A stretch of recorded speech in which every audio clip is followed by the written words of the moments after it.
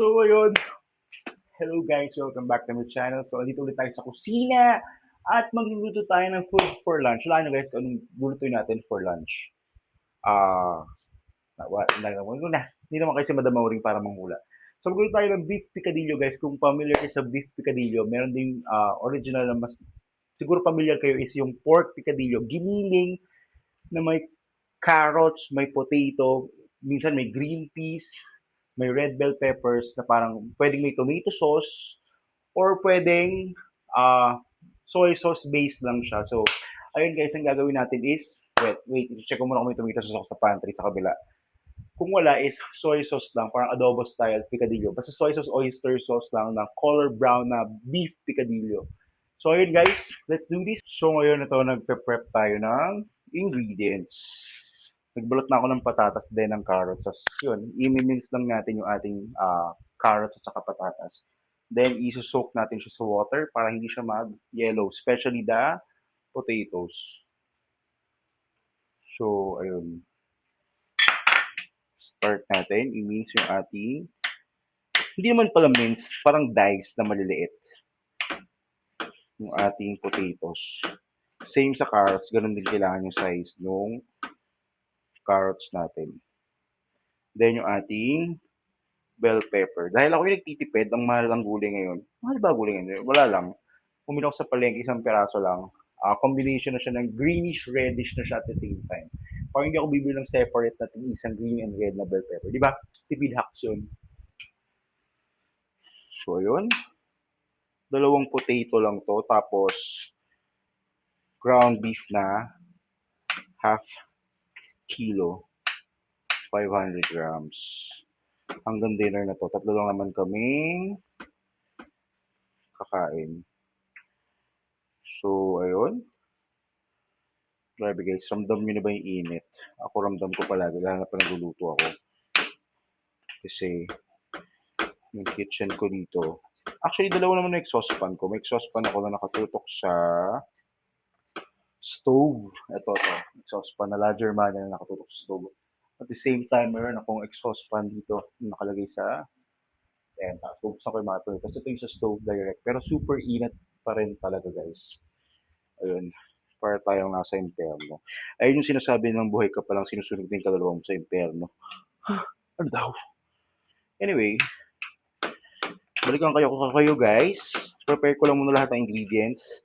Ito kasi yung mga behind the scenes, di ba? Sinabi ko kasi, ito yung behind the scenes ng mga cooking vlog, ng mga cooking videos ko. Yung pagpe-prep muna ng mga ingredients before ko totally introduce ko ano yung lulutuin kong recipe. So, ayun, kaprep ko muna yung mga ingredients and then mamaya papakilala ko sa ipapakilala ng tao.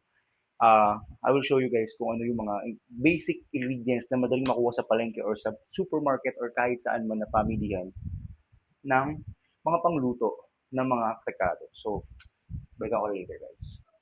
So, ayun, hello guys. Ipapakita ko na sa inyo kung ano yung mga basic ingredients na gagamitin sa ating beef picadillo na makikita nyo sa mga wet market, dry market, at kung ano-ano bang klaseng market na meron sa lugar nyo. So, ayun guys. First, of course, lapit kayo guys. Lapit. Yan. First, of course, ang main ingredient ng star ng Pasko. Main ingredient ng ating recipe is ang ating ground beef. Approximately 500 grams. Kalahating kilo. Para sa tatlong tao from lunch to dinner. Cover na ito ng ulam na to. Then, of course, meron tayong carrots and potatoes na naka-dice ng maliliit.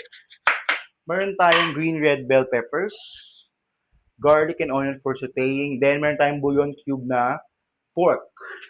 Meron tayong 1.5 tablespoon ng brown sugar, 1 tablespoon and 1 teaspoon ng chicken powder and ground black pepper. And of course, para magkaroon ng kulay, dahil ayoko naman ng parang toyo lang siya na medyo dull, medyo malungkot. Wala akong available na tomato sauce sa pantry. Gagamit tayo ng konting tomato paste. So, let's start na guys. Ayun, first, syempre, paninit tayo ng pan.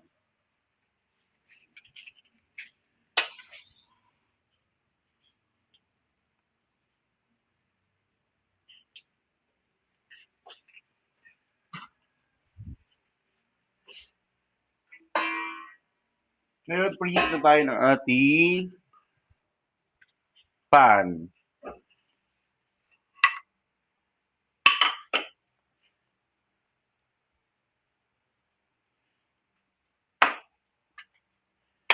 So first, ang gagawin ko ay, lalagay ko muna sa pan yung ating ground black pepper, then lalagyan ko ng konting water.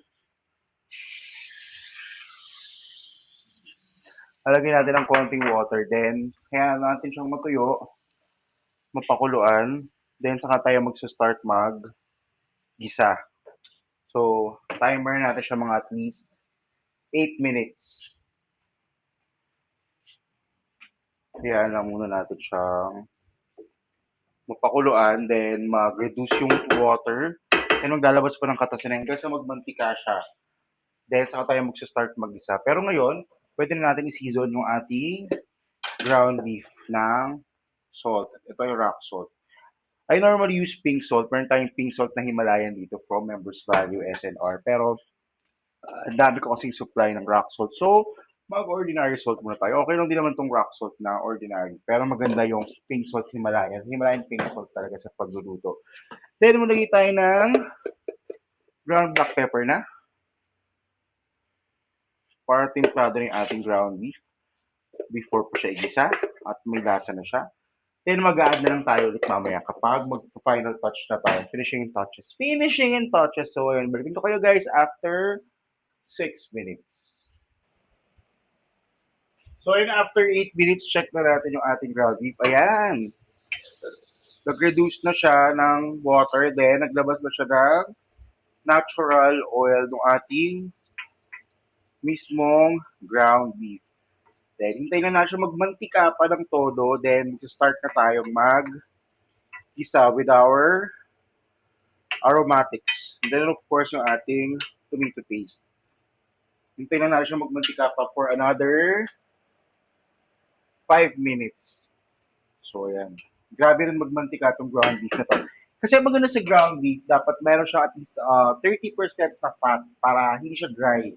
Parang sa ground pork, ganun din. Pagka, at least may 30% na fat sa 1 kilo para at least maganda yung natural oil, moist yung ating meat. So, abangan nyo yan guys. So, yun ang ganda. Nagmamantika na yung ating ground beef. Set aside lang natin siya sa gilid. Then, magsa-start na tayo mag-saute ng ating mga aromatics. Of course, first ng ating onions. Hindi na ako mag-add ng oil, guys. Onions. Then, saute lang natin siya hanggang maging translucent. Siguro at least for about 2 minutes. Ang bango. Shucks. Ang bango. Super, guys. Super, guys. Naamoy nyo lang. Sobrang bango. Wow. Super bango. Yeah.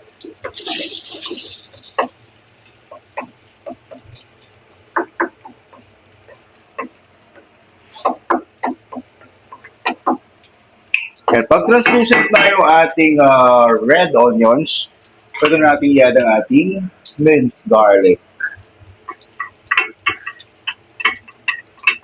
Pwede rin na natin isabay yung ating bell peppers.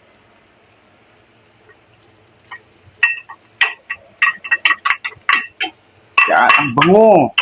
Para akong gumagawa ngayon ng chili con carne. Sobrang bango guys. Kinaamoy nyo yung combination ng garlic, ng onions, ng bell peppers, then yung ground beef. Sobrang aroma, sobrang pwede na tayong mag-nachos guys. Pero hindi, alam natin, pagkadili yung ulam for lunch ng dinner namin. So, perfect talaga siya guys. Ayan. Saute lang natin siya on the side. Saute lang natin on the side ng ating garlic, onions, and ang ating bell peppers. Guys, hindi mahilig yung family namin sa green peas. Pero normally kasi may green peas to pang add din ng color dun sa ating mga gulay-gulay. Red bell pepper kasi makulay na. Meron tayong carrots and then meron tayong potato. Green peas is color green. Kaya pinili kong kulay yung red ng bell pepper natin is medyo greenish na medyo reddish pa. So para two colors na siya at the same time. Hindi tayo mag-green peas. Hindi naman kasi mahilig sa green peas yung aking family. Of course, personally ako hindi ako mahilig sa green peas. So, kahit maganda siyang tingnan na may green peas, colorful, very festive yung color, hindi ako naglalagay ng green peas. Eh, daming sinabi guys, no? Optional naman yun guys, kung anong trip nyo na ilagay sa inyong recipe nyo yan. Well, recipe ko to, ito yung nakasanayan kong recipe ng picadillo. Huwag na kayong makialam. Magluto kayo ng sarili nyo.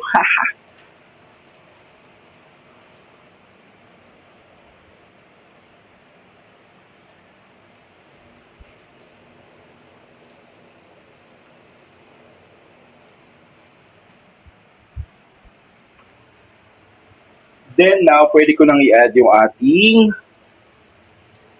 potatoes and carrots.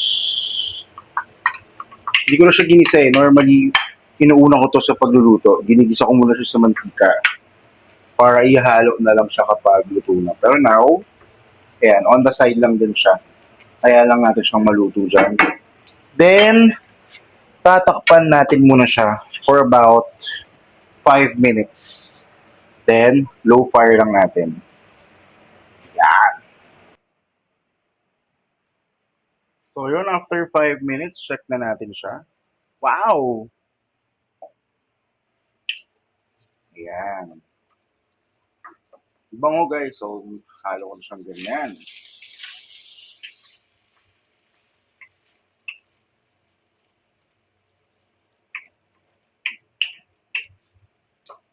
Then, mag-a-add ako ng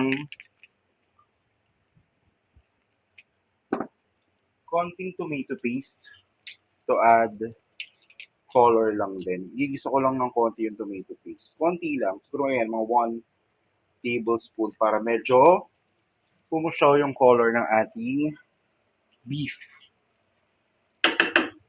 Yan. Hindi ko siya nagsabay sa pag-isa kanina. Maganda kasi ginigisa yung ating tomato paste para lumabas din talaga yung color and then hindi siya mabilis mapanis. Nakakapanis din kasi sa tomato paste so dapat sinosote siya. Hindi ko naman gustong ma-achieve yung super color red na ikadilyo katulad ng mga nakikita sa karinderya. Gusto ko mapusyaw lang siya. So, ayun. Hindi siya kailangan red na red. Yan, ganyan lang siya. Saka natin siya i-mix sa buong mixture na ating ground beef, carrots, and potatoes. And of course, red bell peppers. Sobrang bango guys. Ayan o. Nag-dilute na siya sa oil ng ating ground beef. So, ayun yung mag-add ng color. Then, pwede na natin siyang i-mix. Yan. Then, maglalagay tayo ng konting, ang ganda ng color. Konting water.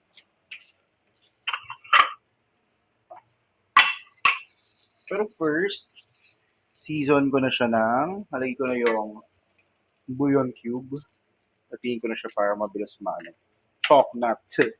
Sabi nga ni Hazel Chef. Then, add na ako ng additional na, ground pepper na ako. So, kanina, then mag-add muna ako na ulit ng ground pepper. Then, chicken powder. Yan.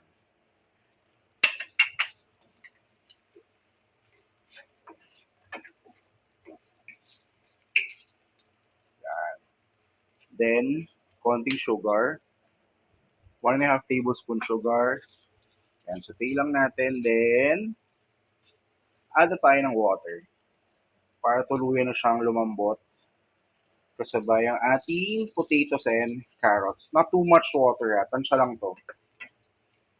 Mag-a-add na lang tayo mamaya pag kulang. Then, simmer lang ulit. Then, season tayo ulit mamaya. Final season natin mamaya. After 6 minutes. Ayan, set tayong timer. So, babalikan natin ng guys.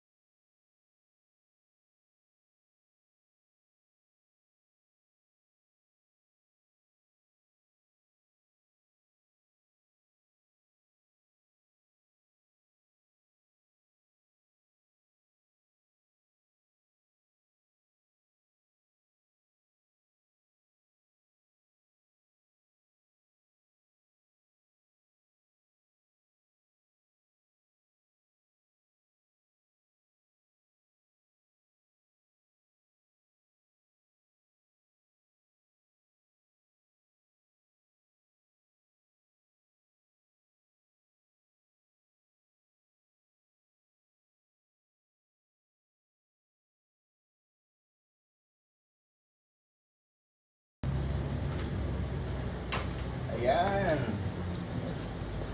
Final tikim. Ang pag-final season na rin tayo. I assume na okay na yung ating carrots and ang ating potato. Malambot na siya. Super sarap. So now guys, let's plate. And so now let's plate. Time to plate. Oh, so perfect guys. So wow.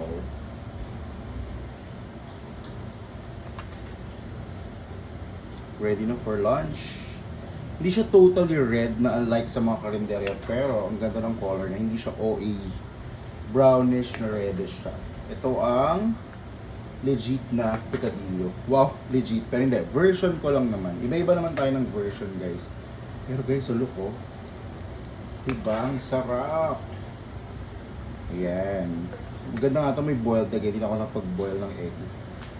Anyways, okay na rin yan. Perfect. Yun siya guys, oh. Ang sarap. Wow.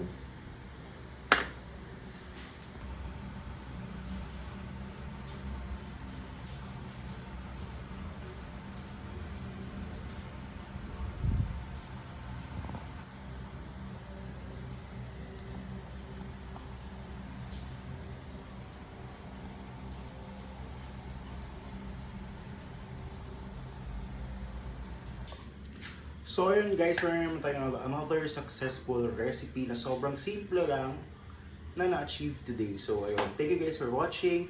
Don't forget to hit like, click, subscribe, and of course hit the notification bell para ma-update kayo sa mga future upload ko. Bye guys, thank you guys for watching. Bye bye.